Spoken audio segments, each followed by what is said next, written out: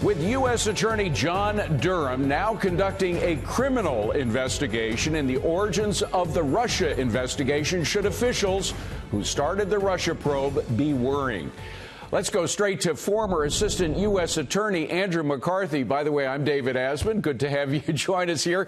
Andy, great to see you. Thank you for being here. We have this breaking news that really broke overnight, that General Flynn, who, of course, pleaded guilty of lying to the FBI, turns out the FBI might have actually manipulated his testimony in a way by the old familiar sources in the FBI, Peter Strzok and his confidant, Lisa Page. What do you make of all this?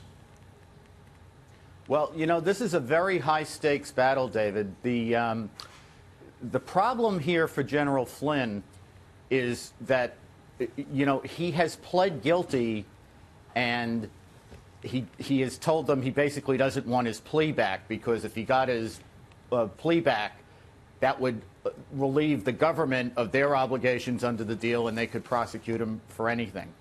So the high-stakes strategy that he's employing here is to try to get the court to throw the case out entirely on outrageous government misconduct, and that really requires showing that the government acted in a way that shocks the conscience of the court. And the problem for them, if they win, they could get the whole thing tossed. If they lose, what he's relying on at the sentencing phase is the goodwill of the prosecutors, who are now, you know, being attacked in the motions that he's filing. Right. So, you know, very high stakes strategy. It's very interesting for us who want to know what happened in the course of this investigation, right, to have all of this potential misconduct revealed. How much it'll inure to the benefit of General Flynn remains to be seen. Well, and we don't want to diminish everything he's been through, but beyond General Flynn, you talk about outrageous conduct by the FBI and other investigators. I assume, by the way, if they were fiddling with his testimony to make it appear that he was saying something that he didn't, that's either illegal or it should be, right? Well, yeah, it depends on how knowing it was, how extensive it was, whether you could frame it as a civil rights violation or a fraud on the court. Obviously, we don't want to jump ahead of what we know. No. And we should point out that what we're getting now are what's being alleged by General Flynn's lawyer, who's a very fine lawyer. But we haven't heard the other side yet. So but, you know, Andy, what we do know is that Peter Strzok and Lisa Page, people who the General Flynn's lawyers say were involved in all this, hated Donald Trump, and they were doing everything possible to prevent him from getting into the White House, and once he was in the White House, to get him out of the White House. So, I mean, we know that they had severe biases. We're also beginning to see some very disturbing emails that we hadn't seen before, or texts or emails from Peter Strzok, between Strzok and Lisa Page, one that seems to be indicting an agency, whether that's the CIA, we're not sure, but I'm just going to read one of them to you.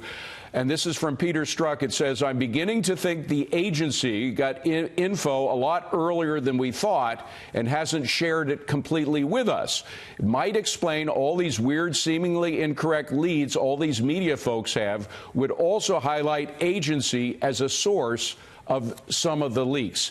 As all of this stuff drips out, it does seem that what Mr. Durham might be looking into is the degree to which there was collusion, to borrow a phrase, between various agencies of the government in order to get Donald Trump.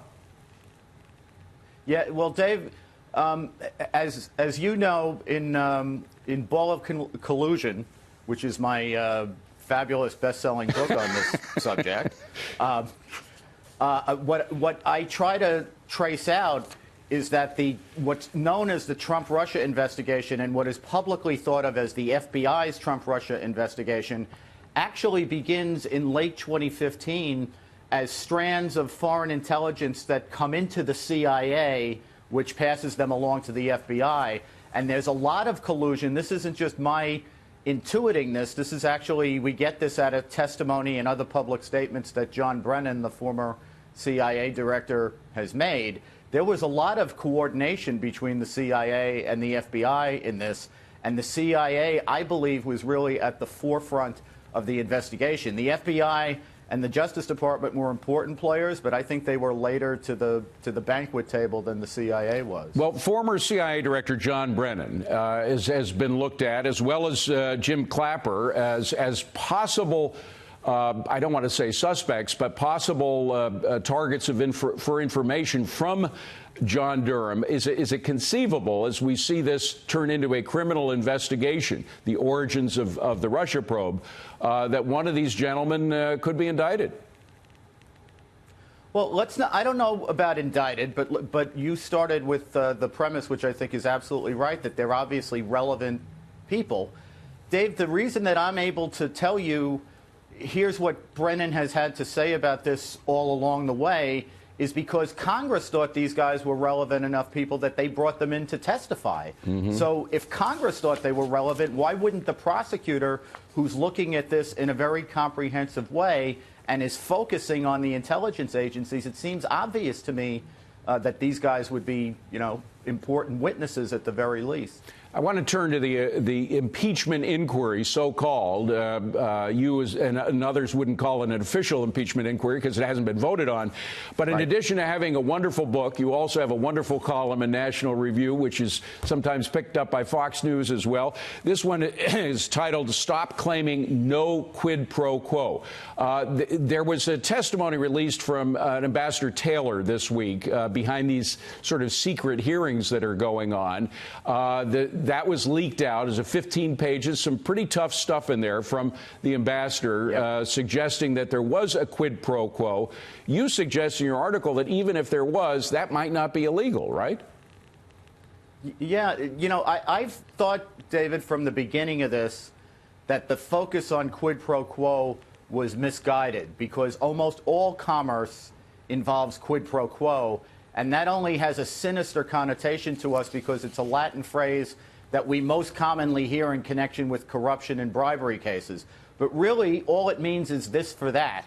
And what that means is that, all commerce is exchange. And it's to be expected that there's exchange on both sides.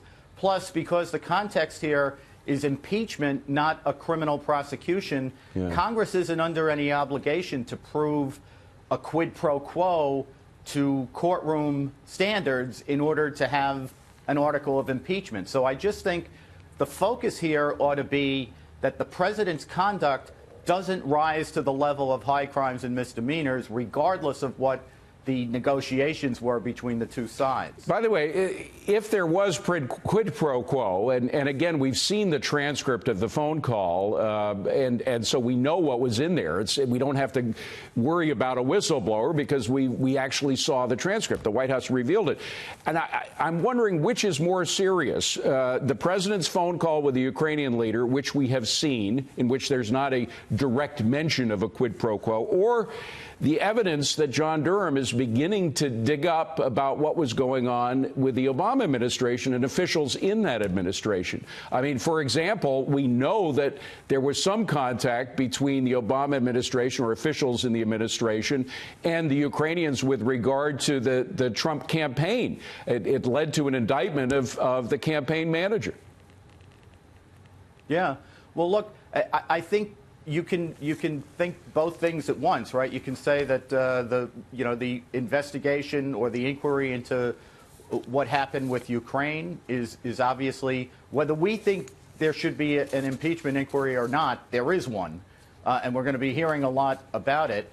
But what Inspector General Horowitz is doing, which we should hear about within the next 2 to 3 weeks, that big report, and the Durham Barr investigation are extraordinarily important. There has to be accountability for what happened in 2016, which was the breaching of an American norm in which the incumbent administration is not supposed to use the intelligence and law enforcement apparatus of the government to put its thumb on the scale of an election campaign. That shouldn't happen. Weaponizing our federal agencies is not a good thing to happen before an election. That's what the Nixon impeachment was really all about, or the attempt to impeach him. The name of the book is Ball of Collusion. It's a terrific look at the whole origin of the Russia investigation, and we're pleased to have the author with us, Andrew McCarthy. Great to see you. Thank you for being here. Appreciate it. Thanks, David. Have a great weekend. Absolutely. You too.